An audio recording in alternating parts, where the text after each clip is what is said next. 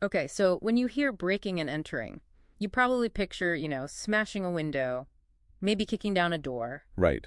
Bricks and mortar, shattered glass, the usual image. But get this. In the Philippines, under their revised penal code, just cutting a tent rope can count. Exactly. And that counterintuitive idea is what we're digging into today. It's Article 14, paragraph 19. We're looking at when that act, that forced entry, doesn't just stand alone, but actually makes another crime worse. It becomes an aggravating circumstance. Which can mean a much higher penalty, potentially. So why have this rule? What's the mission behind it?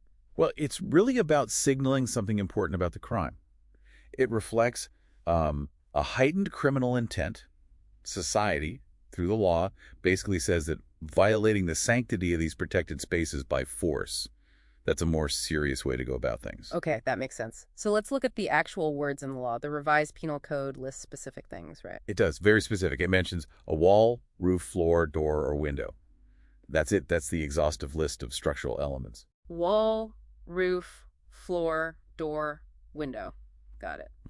And there's another crucial part. Yes, the breaking has to be used as a means to commit the crime. There needs to be a direct causal link.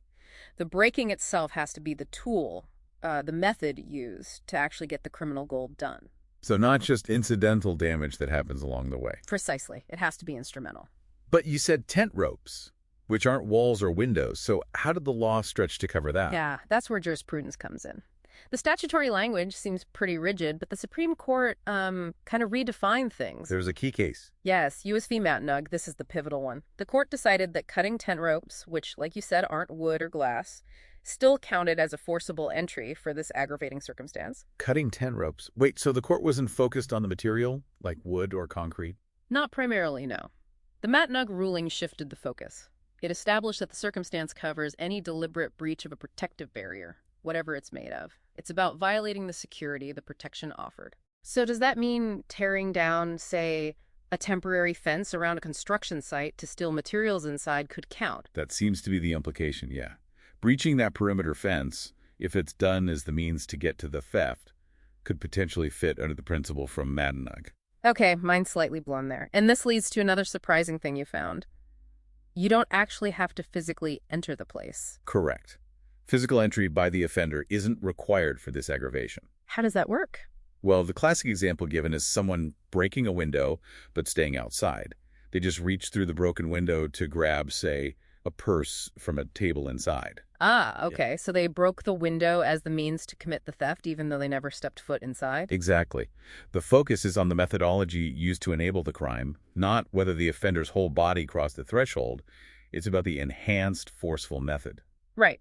So if breaking things is the key feature, are there times when breaking a wall or door doesn't count as aggravation? Yes, definitely. There are important limits. First, it doesn't apply if the breaking is already an inherent part of the crime itself. Like what? Think about certain kinds of robbery with force upon things. Some definitions of robbery require breaking in, so Articles 299 or 302, for instance. You can't aggravate the crime using an element that's already baked into its definition. That makes sense. You'd be penalizing the same act twice. Double counting. Exactly. Prevents double jeopardy on the element, essentially. And the second main limitation is about when the breaking happens. Okay. Breaking something just to get out, to escape after the crime is committed. That doesn't count as aggravation under this rule. It has to be used to gain access to commit the crime for egress, not ingress for commission. Got it. Breaking in to commit, not breaking out to leave. Precisely. So, wrapping this up for you, the listener, this law, Article 14, paragraph 19, it's really targeting that violation of security. It's penalizing the offender for using force or a more sophisticated method to breach those fundamental boundaries we expect to protect us and our property. Right. It underscores that how you commit a crime matters. And considering where we are today, with technology, it raises a pretty interesting question for you to think about. Oh.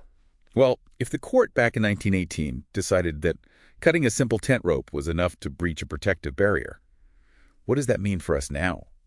How should modern courts think about things like, say, bypassing an electronic security system or cracking a biometric lock? Are those the modern equivalents of breaking a barrier? That's a really good question. Does hacking count as breaking? Where's the line in the digital age or with advanced materials? Something definitely to mull over.